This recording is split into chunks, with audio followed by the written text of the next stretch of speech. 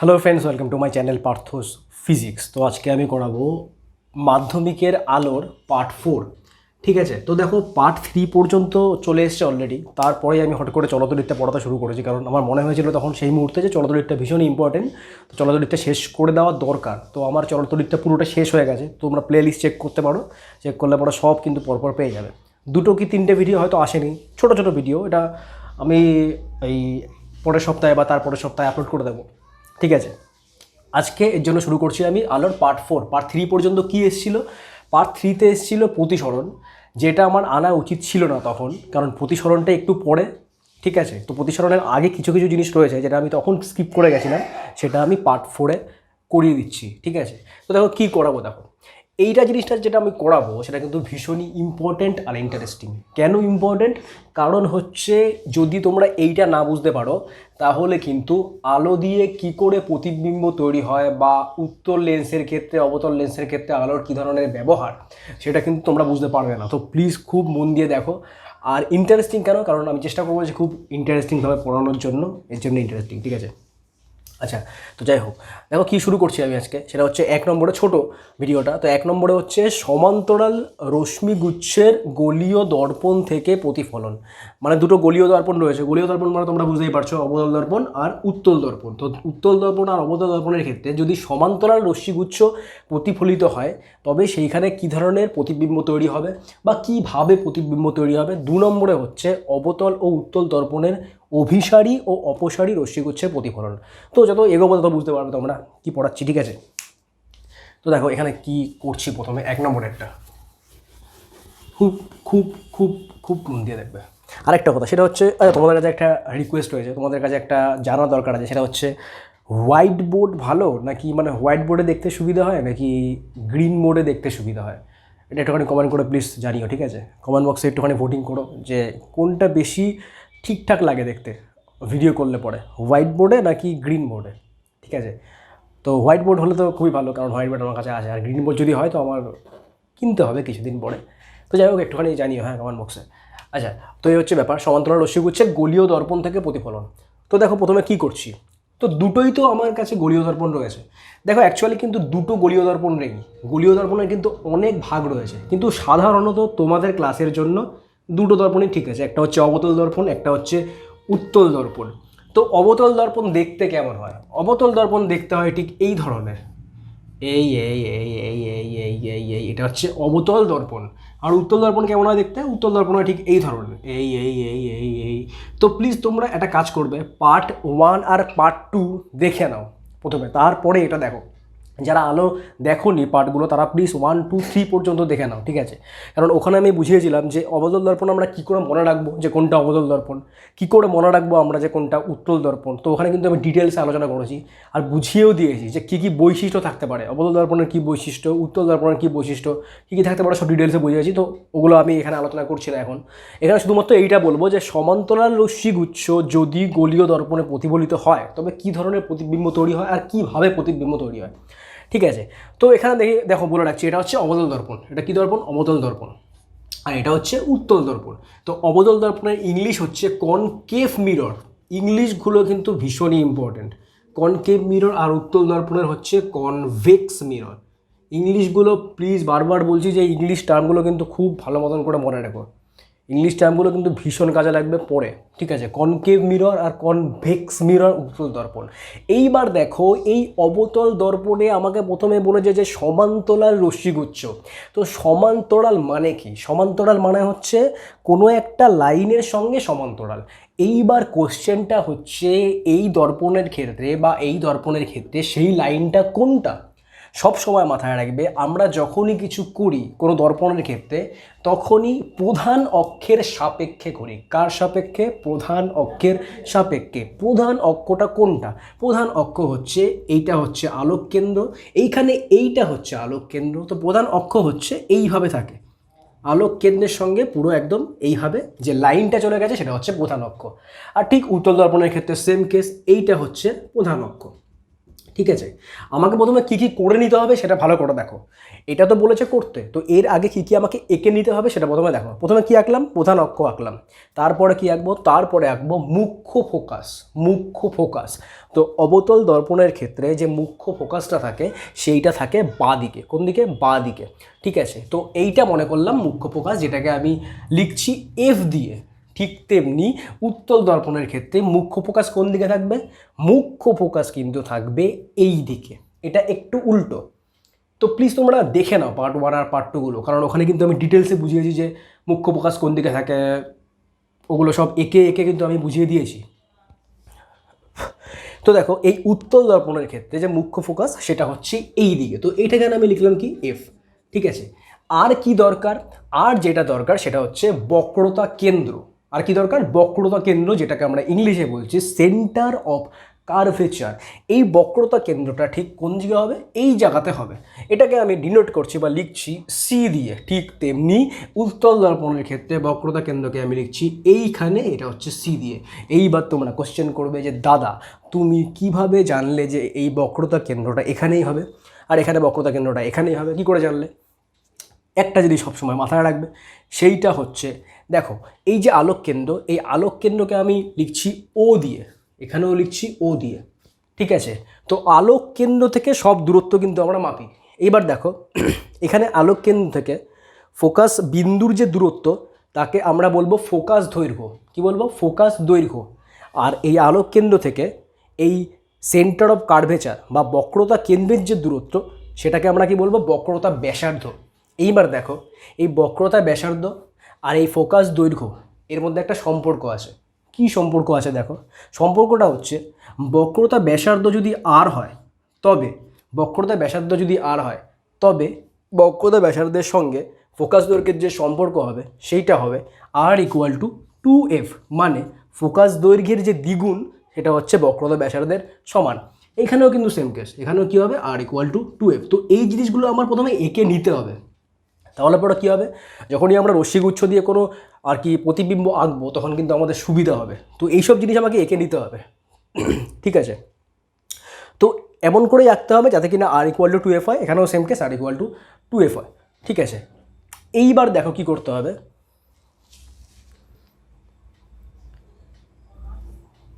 ওকে, হ্যাঁ, কি পড়াচ্ছি দেখো। এইবার দেখো কি করতে হবে। সমান্তরাল রশ্মিগুচ্ছ, তো আমাকে কি করতে হবে? এই প্রধান অক্ষের সমান্তরালভাবে রশ্মিগুচ্ছকে আঁকতে হবে। ঠিক আছে, এইবার দেখো কি করব আমি। এইখানে রশ্মিটা পড়লো, তাই তো? সবসময় এটা ইম্পর্টেন্ট যে তুমি যখনই কোনো একটা লাইন আঁকবে বা তুমি যখনই কোনো আলোক রশ্মি আঁকবে, সেই আলোক রশ্মির দিকটা কিন্তু ভীষণ ইম্পর্টেন্ট। তো দিকটা কিন্তু তীর চিহ্ন দিয়ে অবশ্যই দেখিয়ে দেবে যে দিকটা মানে কোন দিকে যাচ্ছে আলোটা। তো আলোটা বুঝতেই পারছো, আলোটা হচ্ছে দর্পণের দিকে যাচ্ছে। তো দর্পণের দিকে যাচ্ছে মানে আলোটা এইভাবে যাচ্ছে। তো দর্পণের দিকে কিভাবে যাচ্ছে দেখো? প্রধান অক্ষের সমান্তরাল। প্রধান অক্ষের সমান্তরাল। তো এর যে নিয়মটা সেইটা হচ্ছে যখনই কোনো আলোক রশ্মি প্রধান অক্ষের সমান্তরালভাবে যায় তখনই সেই আলোক রশ্মিটা প্রতিফলিত হওয়ার পর ফোকাসের মধ্যে দিয়ে চলে যায়। কিভাবে চলে যায়? ফোকাসের মধ্যে দিয়ে বেরিয়ে যায়। ঠিক আছে, তো দেখো এই যে রশ্মিটা আমি আঁকলাম এটা হচ্ছে আপতিত হচ্ছে, মানে দর্পণের ওপর পড়ছে। পড়ার পর যখন প্রতিফলিত হচ্ছে তখন প্রতিফলিত হয়ে কোথা দিয়ে বেরিয়ে গেল? ফোকাসের মধ্যে দিয়ে, মুখ্য ফোকাসের মধ্যে দিয়ে বেরিয়ে গেল। তো যখন বেরিয়ে গেল তার তীর চিহ্নটা কীভাবে হবে? এইভাবে। ঠিক আছে, তার তীর চিহ্নটা কীভাবে হবে? এইভাবে। তো এটাকে যদি আরেকটুখানি ভালো মতন করে আঁকি তাহলে কী করে আঁকবো? এইখানে আরেকটা রশ্মি দেখাচ্ছি আমি, তো এটা হচ্ছে প্রধান অক্ষের সমান্তরাল। তো এইটা যদি পড়ে এখানে তো ফোকাস দিয়ে এরকম করে বেরিয়ে যাবে। ঠিক আছে, ঠিক তেমনি আমি এইখানে একটা আঁকছি রশ্মি। ঠিক আছে, তো এটা যদি আঁকি তবে ফোকাসের মধ্যে দিয়ে বেরিয়ে যাবে। ওকে, ঠিক তেমনি এইখানে যদি আঁকি তবে ফোকাসের মধ্যে দিয়ে বেরিয়ে যাবে। আমার খেয়াল রাখতে লাগবে যে এই যে রশ্মিটা আমি আঁকছি এটা যাতে প্রধান অক্ষের সমান্তরাল হয়। তো এটা কি হচ্ছে? এইটা হচ্ছে একটা অবতল দর্পণের ক্ষেত্রে প্রতিবিম্ব গঠনের একটা নিয়ম, যেইখানে সমান্তরাল রশ্মিগুচ্ছ দর্পণের ওপর এসে আপতিত হচ্ছে। কার সমান্তরাল? প্রধান অক্ষের সমান্তরাল। এইবার চলে আসে উত্তল দর্পণের ক্ষেত্রে। উত্তল দর্পণের ক্ষেত্রে জিনিসটা ইজি। ঠিক আছে, এখানে কি করব? এখানে সেম কেস, এখানে সমান্তরাল রশ্মিগুচ্ছ এরকম করে আসছে। এইবার দেখো এখানে সবচেয়ে ইম্পর্টেন্ট জিনিস যেটা সেটা একটুখানি মন দিয়ে দেখো। উত্তল দর্পণের ক্ষেত্রে ব্যাপারটা হচ্ছে সমান্তরাল রশ্মিগুচ্ছ যখন প্রধান অক্ষের সমান্তরালভাবে এসে এই উত্তল দর্পণে আপতিত হবে, তখন আপতন হওয়ার পরে যখন প্রতিফলিত হবে, এই রশ্মিটা আপতন হওয়ার পর যখন প্রতিফলিত হবে তখন এমনভাবেই প্রতিফলিত হবে যাতে দেখে আমার মনে হয় যে প্রতিফলিত যে রশ্মিটা আছে সেইটা এই এফ বিন্দু থেকে আসছে। বোঝা গেল? আর একটু মন দিয়ে বোঝো, আমি উত্তল দর্পণের ক্ষেত্রে, অবতল দর্পণ তো বুঝতেই পারলে যে সমান্তরালভাবে আসলো, ফোকাস দিয়ে বেরিয়ে গেল, কিন্তু উত্তল দর্পণের ক্ষেত্রে কি হচ্ছে ব্যাপারটা, যখনই আলোক রশ্মি প্রধান অক্ষের সমান্তরালভাবে এসে উত্তল দর্পণে আপতিত হচ্ছে, আপতন হওয়ার পর যখন প্রতিফলিত হবে তখন সেই প্রতিফলিত রশ্মি মনে হবে কি আমার মনে হবে প্রতিফলিত রশ্মিটা এই ফোকাস থেকে বেরোচ্ছে। তার মানে ব্যাপারটা হচ্ছে ঠিক এইভাবে, ব্যাপারটা হচ্ছে এই দেখো, এখানে আপতিত হওয়ার পর যেই প্রতিফলিত হচ্ছে, তো আমার দেখে মনে হচ্ছে যে এই যে প্রতিফলিত রশ্মিটা সেইটা বুঝি এফ বিন্দু থেকে আসছে। মানে কেউ যদি এখানে একটা চোখ আঁকে, মানে কেউ যদি এখান থেকে দেখে, তবে সে কি দেখবে? সে দেখবে এই যে প্রতিফলিত রশ্মিটা এইটা এফ থেকে আসছে, তার মনে হবে এটা মনে হবে। ঠিক আছে, এখানে কিন্তু মনে হচ্ছিল না, এখানে তো সত্যি সত্যিই যাচ্ছিল এফ দিয়ে, কিন্তু এখানে সত্যি সত্যি কিন্তু আসছে না এফ থেকে, আমার মনে হচ্ছে এফ থেকে আসছে। তো যখনই মনে হবে কোনো জিনিস, আর তখন যে প্রতিবিম্ব তৈরি হবে সেটাকে আমরা বলবো অসৎ প্রতিবিম্ব বা অসৎ বিম্ব। তখন সেটাকে আমরা কি বলবো? অসৎ বিম্ব।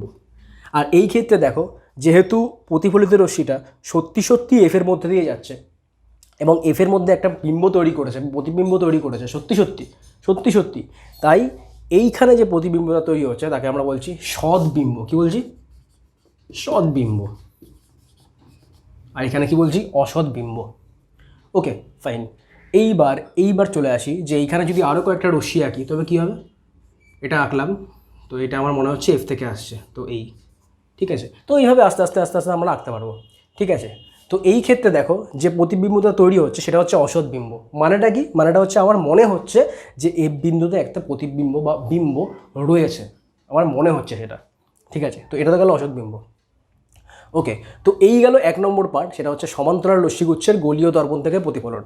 এইবার চলে আসি, যদি অভিসারী এবং অপসারী রশ্মিগুচ্ছ অবতল ও উত্তল দর্পণে পড়ে, তবে সেই ক্ষেত্রে প্রতিবিম্ব কিভাবে তৈরি হবে এবং কোথায় তৈরি হবে, তো দেখা যাক।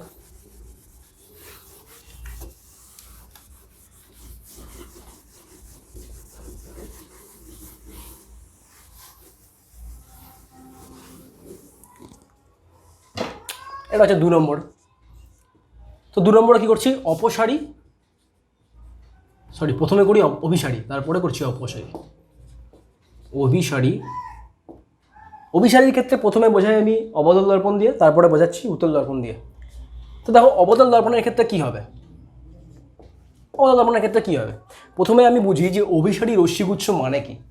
অভিসারী রশ্মিগুচ্ছ মানে হচ্ছে যখনই রশ্মিগুচ্ছ কোনো একটা পয়েন্টে গিয়ে মিলিত হয় সেটা হচ্ছে অভিসারী, আর যখন কোনো রশ্মিগুচ্ছ পয়েন্ট থেকে বেরিয়ে যাচ্ছে তখন সেটা হচ্ছে অপসারী।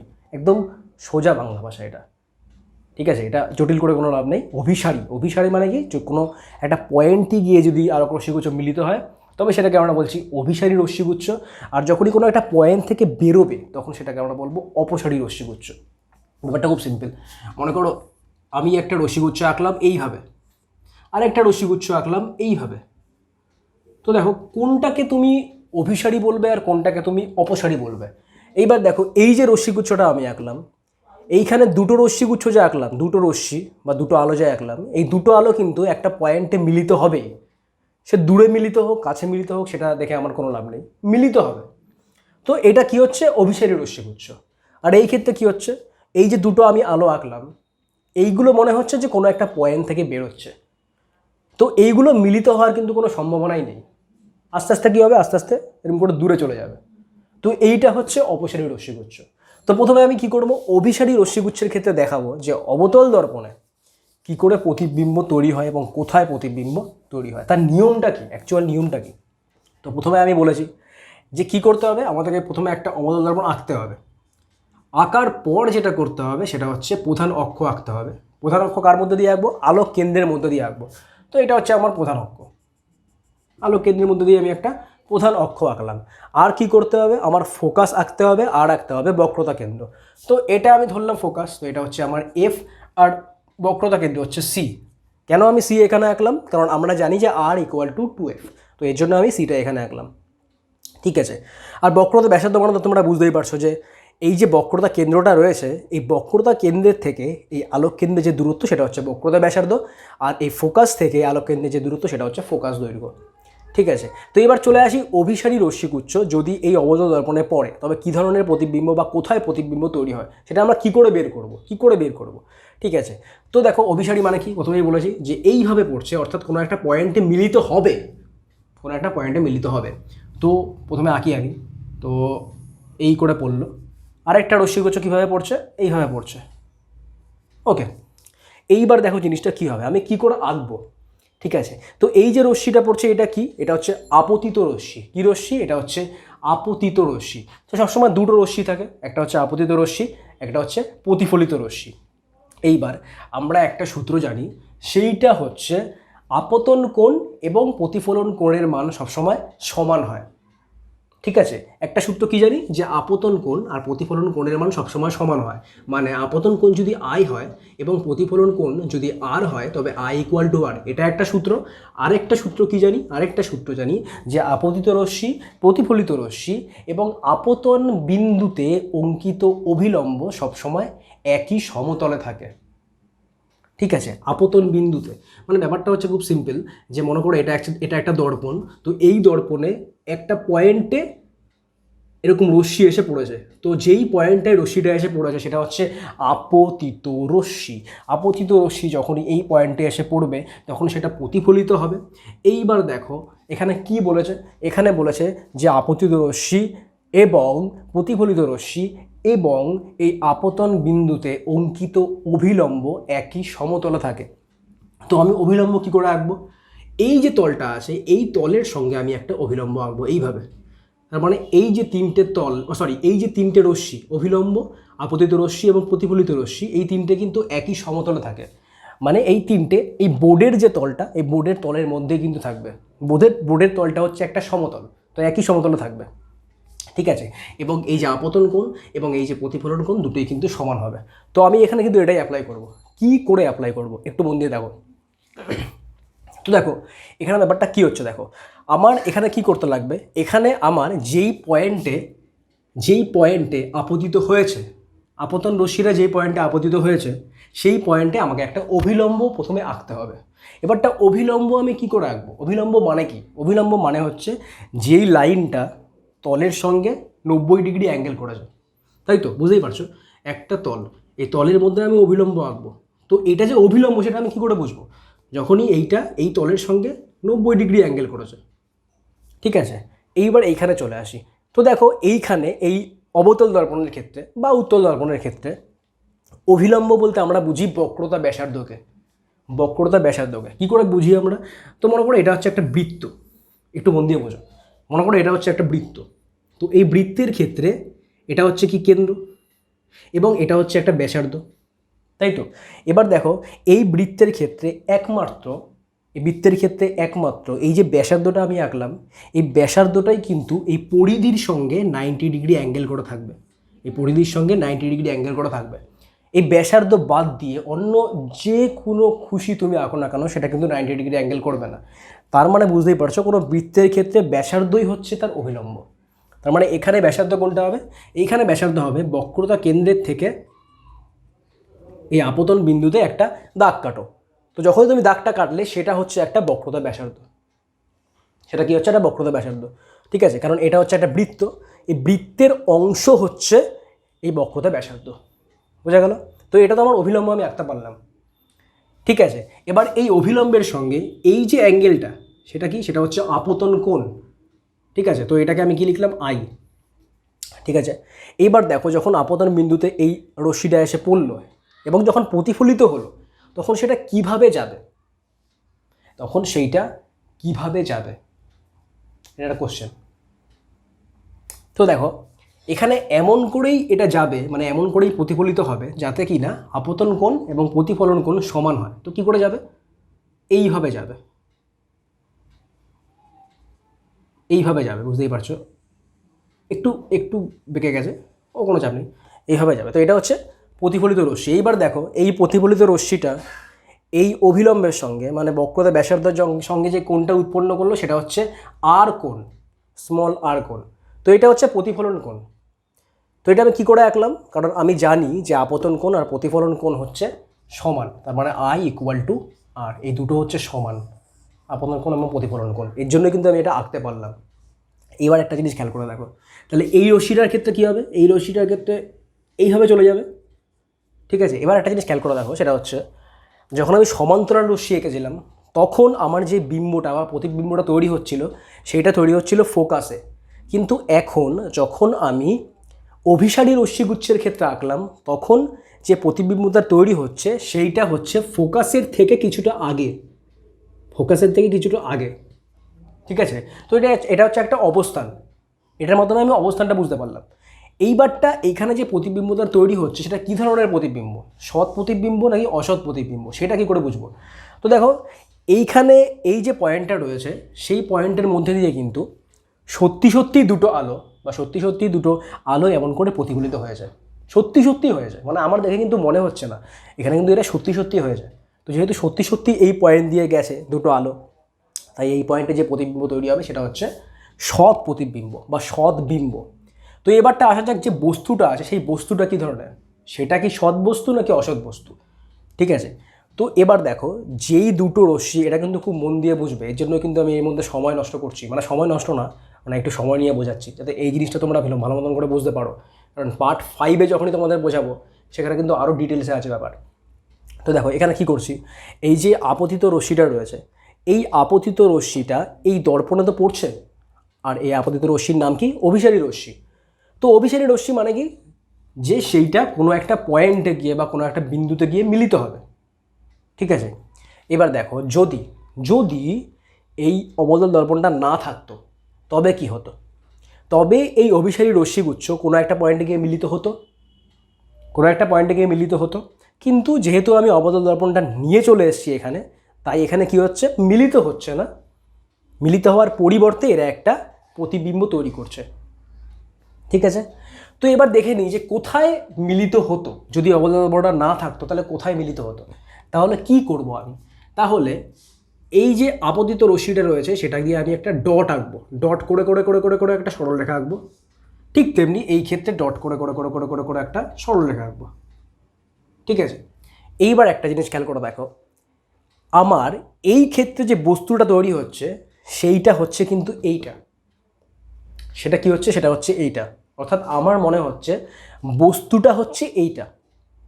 তার মানে এই ক্ষেত্রে আমার কি মনে হচ্ছে, বস্তুটা, তার মানে এই ক্ষেত্রে বস্তুটা হচ্ছে অসৎ বস্তু, বুঝতে পারা গেছে? বস্তুটা হচ্ছে অসৎ বস্তু, তার মানে প্রতিবিম্ব সৎ অসৎ হতে পারে, আবার বস্তুও কিন্তু সৎ অসৎ হতে পারে। আমার সেটা দেখতে হবে, যেই আলোক রশ্মিটা আছে সেইটাকে ডটেড লাইনের মাধ্যমে বাড়িয়ে দেখতে হবে যেটা সৎ নাকি সেটা অসৎ। তো এই ক্ষেত্রে এই যে বস্তুটা তৈরি হচ্ছে এটা হচ্ছে অসৎ বস্তু। তার মানে অভিসারী রশ্মিগুচ্ছের ক্ষেত্রে অবতল দর্পণে যখন সেটা প্রতিফলিত হয় তখন অসৎ বস্তুর, এখানে লিখে দিই, অসৎ বস্তুর সৎ প্রতিবিম্ব তৈরি হয়। ওকে, তো এটা গেল অবতল দর্পণ। এরপরে চলে আসি উত্তল দর্পণে।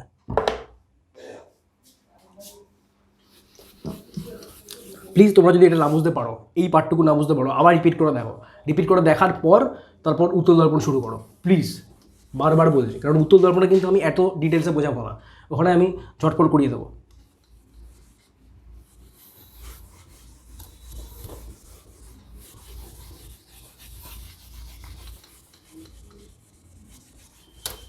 তো উত্তল দর্পণের ক্ষেত্রে জিনিসটা কী হবে দেখো,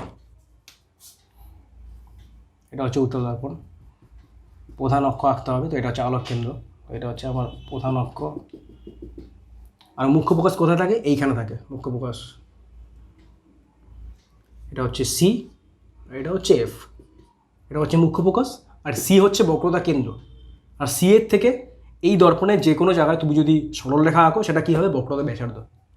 তো এখানে কী হচ্ছে, অভিসারী রশ্মিগুচ্ছ। তো অভিসারী রশ্মিগুচ্ছ আমরা বুঝতেই পারছো যে জিনিসটা হচ্ছে ঠিক এই ধরনের, এইভাবে আসছে, এইভাবে আসছে, এটা হচ্ছে অভিসারী রশ্মিগুচ্ছ। ঠিক আছে, তো এটা হচ্ছে আপতিত রশ্মি। তো আমি কি করব, যেই বিন্দুতে এটা আপতন হলো, যেই বিন্দুতে আপতিত হলো সেই বিন্দুতে আমার কি রাখতে লাগবে, সেই বিন্দুতে আমার রাখতে লাগবে অভিলম্ব। তো অভিলম্ব আমি কি করে রাখবো, তো দেখো এইখানে সবসময় যে কোনো বিন্দুতে, আপতন বিন্দুতে অভিলম্ব আঁকার যে শর্ত সেটা হচ্ছে সেই বিন্দু থেকে এই যে বক্রতা কেন্দ্র সেখানে একটা সরলরেখা টানবে, সেখানে একটা সরলরেখা টানবে। ঠিক আছে, এইবার দেখো এই যে সরলরেখাটা আমি টানলাম, এই যে ডটেড লাইনের সাহায্যে সরলরেখাটা আমি টানলাম, এটাকে এখন কি করব, এটাকে এখন আমি এই দিকে খানিকটা বাড়িয়ে দেব। কেন বাড়াবো একটু মন দিয়ে বোঝো। কারণ দেখো এই যে রশ্মিটা সেটা হচ্ছে আপতিত রশ্মি। তো আপতিত রশ্মি প্রতিফলিত হওয়ার পর কোথা দিয়ে যাবে, এই বাপাস দিয়ে যাবে নাকি ডান পাশ দিয়ে যাবে, বাপাস দিয়ে যাবে। কারণ এটা হচ্ছে দর্পণ, এটা কি একটা দর্পণ বা আয়না। তো আয়নাতে যখনই পড়ছে এই আপতিত রশ্মিটা তখন কোন দিকে যাবে, এই দিকে যাবে, এই দিকে, এদিকে তো যাবে না। তো যখনই যেই দিকে যাবে সেই দিকে আমি অভিলম্বটা আঁকবো, সেই দিকে আমি অভিলম্বটা আঁকবো। তো এর জন্য কী করলাম, এই যে লাইনটা আছে ডটেড লাইনটা সেটাকে আমি হালকা বাড়িয়ে দিলাম। তো এবারটা বুঝতেই পারছো, এবার তো বুঝতেই পারছো যে অভিলম্বের সঙ্গে আপতিত রশ্মির যে অ্যাঙ্গেল বা কোণ সেটা হচ্ছে আপতন কোণ, সেটাকে আমি লিখলাম কীভাবে, আই দিয়ে। এবার আপতিত হওয়ার পর এই বিন্দুতে কী হবে, প্রতিফলিত হবে। তো প্রতিফলিত কীভাবে হবে, এইভাবে হবে, এইভাবে প্রতিফলিত হলো। ঠিক আছে, এবং এই প্রতিফলিত রশ্মির সঙ্গে এই অভিলম্বের যে অ্যাঙ্গেল সেটা হচ্ছে প্রতিফলন কোণ, তার মানে এটা হচ্ছে আর অ্যাঙ্গেল, স্মল আর। তো দুটো অ্যাঙ্গেলই সমান বলেছি আগে। তো এই ক্ষেত্রেও সেম কেস হবে, এক্ষেত্রেও কী করবো, এক্ষেত্রেও আমি এইভাবে আঁকবো। তো এটা হচ্ছে আই, এটা হচ্ছে আর, তো এইভাবে সেম হচ্ছে। ঠিক আছে, এইবার প্রতিবিম্বটা কোথায় হবে সেটা কি করে বুঝবো, এটা একটা দারুণ জিনিস যে প্রতিবিম্বটা কোথায় হবে সেটা কী করে বুঝবো। তো এবার দেখো এই যে প্রতিফলিত রশ্মিটা কি হচ্ছে একটু মন দিয়ে দেখো। প্রতিফলিত যে রশ্মিটা সেইটা কিন্তু মানে সেইটা যেটা আছে সেটা কিন্তু হচ্ছে অপসারী, মানে প্রতিফলিত রশ্মিটা কিন্তু মিলিত হবে না একে অপরের সঙ্গে, এটা কি হচ্ছে অপসারী। তো একটা জিনিস আমি তোমাদেরকে বলে রাখি, সেটা হচ্ছে অভিসারী রশ্মির ক্ষেত্রে সবসময় কোনো একটা পয়েন্টে গিয়ে মিলিত হয়, আর অপসারী রশ্মিগুচ্ছের ক্ষেত্রে মনে হয় যে কোনো একটা পয়েন্ট থেকে আসছে। কি মনে হয়, যে কোনো একটা পয়েন্ট থেকে আসছে। তো এই ক্ষেত্রে কী করব, এই যে প্রতিফলিত রশ্মিগুলো আমি আঁকলাম সেগুলোকে আমি হালকা বাড়িয়ে দেব, এইভাবে এইখানে বাড়িয়ে দেব। তো এইভাবে বাড়ালাম হালকা। ঠিক আছে, এইবার দেখো এইবার আমার কি মনে হচ্ছে, এই যে পয়েন্টটা রয়েছে এই পয়েন্টের আমি একটা নাম দিই, কী নাম দেওয়া যায়, কী নাম দেওয়া যায়, ই দিয়ে দিলাম। ঠিক আছে, তো দেখো এই যে প্রতিফলিত রশ্মিটা রয়েছে এই প্রতিফলিত রশ্মিটাকে যখনই আমি বাড়িয়ে দিলাম তখন আমার মনে হলো যে এই প্রতিফলিত রশ্মিগুলো এই পয়েন্ট থেকে আসছে, পয়েন্ট থেকে আসছে আমার সেটা মনে হলো। তার মানে পয়েন্টে যে প্রতিবিম্বটা তৈরি হবে সেটা হবে কি, অসৎ প্রতিবিম্ব বা অসৎ বিম্ব। তাহলে পয়েন্টে কি তৈরি হচ্ছে, অসৎ বিম্ব বা অসৎ প্রতিবিম্ব। ঠিক আছে, তো প্রতিবিম্ব তো বুঝতে পেরে গেলাম যে অসৎ প্রতিবিম্ব তৈরি হচ্ছে। এবার যে বস্তুটা রয়েছে সেই বস্তুটা কী ধরনের বস্তু, তো দেখো বস্তুটা কী দিয়ে বিচার করব, বস্তুটা বিচার করব আপতিত রশ্মি দিয়ে। বস্তু সব সময় আমরা হিসেব করি আপতিত রশ্মি দিয়ে, আর যে বিম্ব বা প্রতিবিম্ব তৈরি হয় সেটা সবসময় আমরা হিসাব করি প্রতিফলিত রশ্মি দিয়ে। ঠিক আছে, তো আপতিত যে রশ্মিটা আছে সেটাকে আমি কি করব, হালকা বাড়িয়ে দেবো, হালকা কী করবো, হালকা এইদিকে বাড়িয়ে দেবো। ঠিক আছে, তো এইদিকে বাড়িয়ে দিলাম। তো বাড়ালে পরে কী হচ্ছে বুঝতেই পারছো যে এই যে পয়েন্টটা আছে সেইখানে মনে হচ্ছে যে এইখানে বস্তুটা আছে। তার মানে এই ক্ষেত্রে যে বস্তুটা সেটা হচ্ছে অসৎ বস্তু, আর যে প্রতিবিম্বটা সেটাও কিন্তু অসৎ প্রতিবিম্ব। তার মানে উত্তল দর্পণের ক্ষেত্রে যখন অভিসারী রশ্মিগুচ্ছ যখন উত্তল দর্পণে পড়ে তখন অসৎ বস্তুর অসৎ প্রতিবিম্ব বা অসৎ বিম্ব তৈরি হয়। তো উত্তল দর্পণের ক্ষেত্রে কি হচ্ছে, অসৎ বস্তুর অসৎ বিম্ব তৈরি হয়। না বুঝতে পারলে প্লিজ কমেন্ট বক্সে কিন্তু জানিও, কথা কিন্তু আমি কী করে বুঝবো যে তোমরা বুঝতে পারছো। আচ্ছা, তো এই গেল অভিসারী রশ্মিগুচ্ছ। এবার চলে আসি অপসারী রশ্মিগুচ্ছ। তো অপসারী রশ্মিগুচ্ছ আশা করি বুঝতে কোনো অসুবিধা হবে না, কারণ এটার নিয়ম যেটা আছে সেটা কিন্তু প্রায় একই।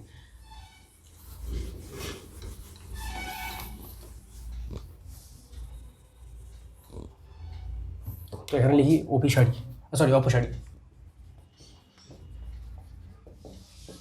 অপসারী। তো প্রথমে হচ্ছে অবতল দর্পণ। অবতল দর্পণ আঁকি, হ্যাঁ বাবা বহুত বড় আঁকলো। তো অবতল দর্পণ এটা হচ্ছে আলোক কেন্দ্র, এটা হচ্ছে প্রধান অক্ষ, আর এটা হচ্ছে সি মানে বক্রতা কেন্দ্র, আর এটা হচ্ছে এফ, ঠিক আছে, মানে বক্রতা ব্যাসার্ধ। প্রথমে একটা কাজ করবে, সেটা হচ্ছে প্রথমে বক্রতা কেন্দ্রটা আঁকবে। কী করে আঁকবে? এই যে দর্পণটা রয়েছে এই দর্পণটাকে একটা বৃত্ত কল্পনা করবে, মনে মনে একটা বৃত্ত কল্পনা করবে, তারপর সেই বৃত্তের একটা বক্রতা কেন্দ্রটা প্রথমে এঁকে নেবে, তাহলে পরে এই ফোকাসটা আঁকতে সুবিধা হবে। তো প্রথমে বক্রতা কেন্দ্রটা আঁকবে, তারপরে ফোকাসটা আঁকবে। তো এরপর চলে আসে অপসারী রশ্মিগুচ্ছ মানে কি? রশ্মিগুচ্ছ মানে যেই রশ্মিগুলো কখনো মিলিত হবে না একে অপরের সঙ্গে, তো এটা হচ্ছে অপসারী রশ্মিগুচ্ছ। অপসরণ মানে কি? একে অপরের থেকে দূরে চলে যাচ্ছে। তাহলে এই ক্ষেত্রে কী করবো? এই ক্ষেত্রে মনে করো একটা পয়েন্ট হচ্ছে ও পয়েন্ট, এই ও পয়েন্ট থেকে দুটো রশ্মি এমন করে গেছে,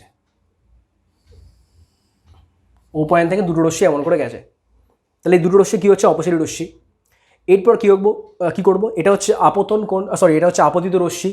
তো যেই বিন্দুতে আপতিত হলো সেটা হচ্ছে আপতন কোণ। তো আপতন কোণে মানে আপতন বিন্দুতে কী করতে লাগবে? আপতন বিন্দুতে আমাকে আঁকতে লাগবে অভিলম্ব। তো অভিলম্ব কী করে আঁকবো?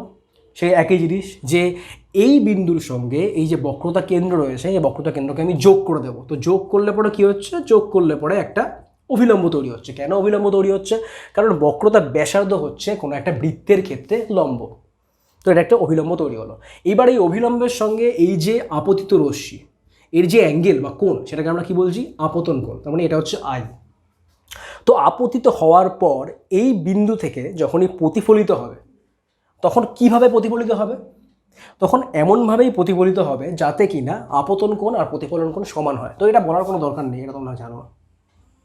এটা বেরিয়ে গেল। তো এটা হচ্ছে আর, তার মানে I=R। তো সেম কেস এখানে হবে। এখানে আমি একটা অভিলম্ব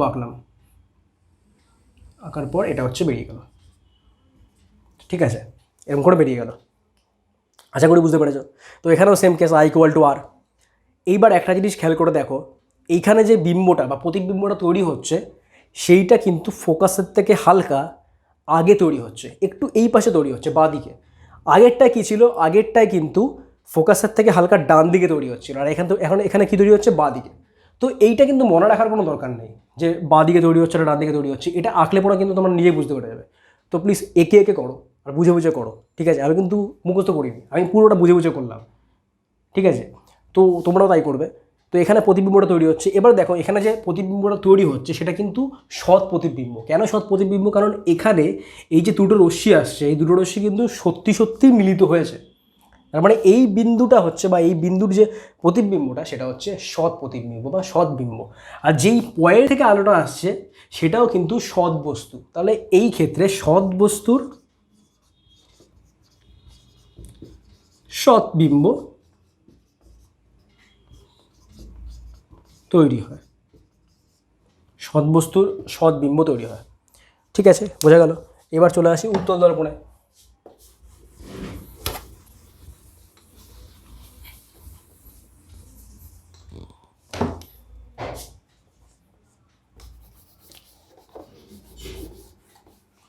উত্তল দর্পণে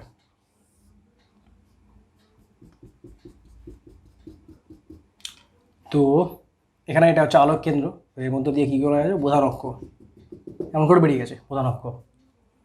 তো এরপরে কী করবো? এরপরে এখানে অপসারী রশ্মিগুচ্ছ আমাকে আঁকতে লাগবে। তো কী করে আঁকবো? এই একটা পয়েন্ট, এই পয়েন্ট থেকে আমি মনে করলাম যে রশ্মিটা এইভাবে গেল, ঠিক তেমনি এইভাবে গেল রশ্মিটা। তো এটা হচ্ছে অপসারী রশ্মিগুচ্ছ। আর এখানে আমি বলছিলাম যে আঁকতে, এঁকে দিতে। তো এটা হচ্ছে আমার সি, এটা হচ্ছে আমার এফ। ওকে। তো এরপর কী করবো? এই যে আপতন বিন্দুর সঙ্গে এই বক্রতা কেন্দ্রটা যোগ করে দেবো। কেন যোগ করবো? কারণ এটা হচ্ছে আমার অভিলম্ব। এইবার যেহেতু যেই পাশে আপতিত রশ্মি আর যেই পাশে প্রতিফলিত রশ্মি থাকে সেই পাশেই আমার অভিলম্ব আঁকতে লাগে। তো কী করবো? এই যে আমি অভিলম্বটা আঁকলাম বা এই যে আমি ডটেড লাইনটা আঁকলাম এটাকে হালকা এই দিকে বাড়িয়ে দেব। তার মানে এটা আমার কি হচ্ছে, এটা হচ্ছে আমার আপতন কোণ। তো এবার আপতিত বিন্দুতে যখনই আপতন বিন্দু থেকে এটা প্রতিফলিত হবে তখন কিভাবে হবে, এইভাবে হবে। তখন কীভাবে হবে, এইভাবে হবে। ঠিক তেমনি এইখানেও সেম কেস, এটা হচ্ছে আবার অভিলম্ব, তো এটা কি হচ্ছে, এইভাবে হচ্ছে। ঠিক আছে, একটু বেঁকে গেল, এটা সমস্যা নেই কোনো। তো দেখো এটা হচ্ছে প্রতিফলিত রশ্মি, তো প্রতিফলিত রশ্মির সঙ্গে এই যে অভিলম্বটা আছে, অভিলম্বের যে কোণটা সেটা হচ্ছে আর কোণ। তার মানে এটাকে আমি কি বলছি, প্রতিফলন কোণ। ঠিক তেমনি এখানেও কি হচ্ছে, আই ইকুয়াল টু আর, এখানেও কি হচ্ছে, আই ইকুয়াল টু আর। ওকে, এইবারটা কি করব, এই যে প্রতিফলিত রশ্মিটা আছে সেটাকে আমি দুই দিকে এমন করে বাড়িয়ে দেবো হালকা। তো দুই দিকে এমন করে হালকা বাড়িয়ে দিলাম। তো এবার কি মনে হচ্ছে, এই যে বিন্দুটা এটাকে আমি নাম দিলাম ই বিন্দু। তো এবার আমার মনে হচ্ছে এই যে প্রতিফলিত রশ্মি দুটো আছে সেই রশ্মি দুটো ই পয়েন্ট থেকে আসছে বলে মনে হচ্ছে, ই পয়েন্ট থেকে আসছে বলে মনে হচ্ছে। এই জন্য ই পয়েন্টে যে প্রতিবিম্ব তৈরি হবে সেটা হচ্ছে অসৎ বিম্ব। কিন্তু দেখো বস্তুটা যেটা আছে সেটা কিন্তু সৎ বস্তু, কারণটা হচ্ছে সৎ বস্তু থেকে কিন্তু সত্যি সত্যি আলো দুটো বেরোচ্ছে, সত্যি সত্যি আলো দুটো বেরোচ্ছে। তার মানে এখানে কি হচ্ছে, সৎ বস্তুর অসৎ বিম্ব। বোঝা গেল, সৎ বস্তুর, এগুলো মনে রাখার কিন্তু কোনো দরকার নেই। এই সৎ বস্তুর অসৎ বিম্ব হচ্ছে কি সৎ বিম্ব হচ্ছে, এগুলো মনে রাখার কোনো দরকার নেই।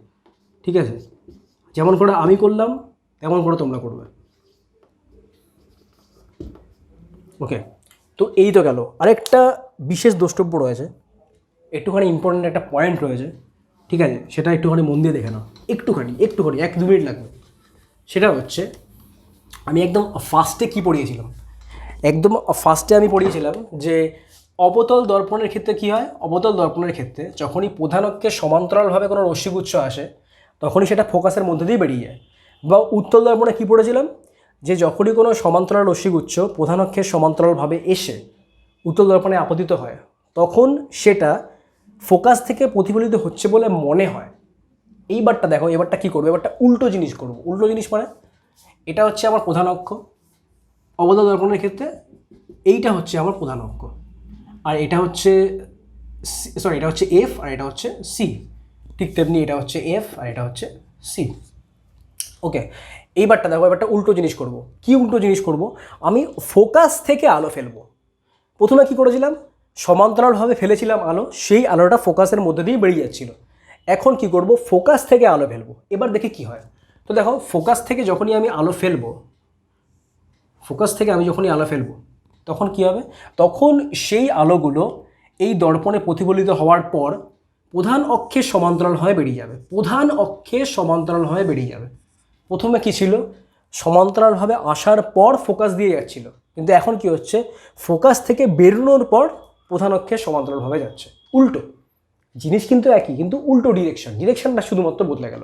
তো এখানেও সেম কেস হবে। এখানে কি করব, এখানে প্রথমে আমি কি করছিলাম, যে সমান্তরাল রশ্মিগুচ্ছ আসছিল, আসার পর মনে হচ্ছিল যে সেটা এই ফোকাস থেকে বেরোচ্ছে, মনে হচ্ছিল।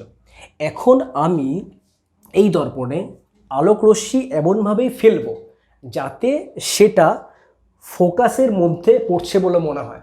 আলোক রশ্মি এমনভাবেই ফেলবো যাতে সেটা ফোকাসের মধ্যে পড়ছে বলে মনে হয়। মানে ব্যাপারটা হচ্ছে খুব সিম্পল। এটা ডট লাইন আঁকলাম, ঠিক আছে। এবারটা আমি রশ্মিটা কীভাবে ফেলবো, এইভাবে ফেলবো। তো দেখো কী হচ্ছে ব্যাপারটা, এই যে দুটো রশ্মিকে আমি ফেলছি দর্পণে, এই দুটো রশ্মি কি এখানে মিলিত হচ্ছে না, কারণ এটা দর্পণ বা আয়না।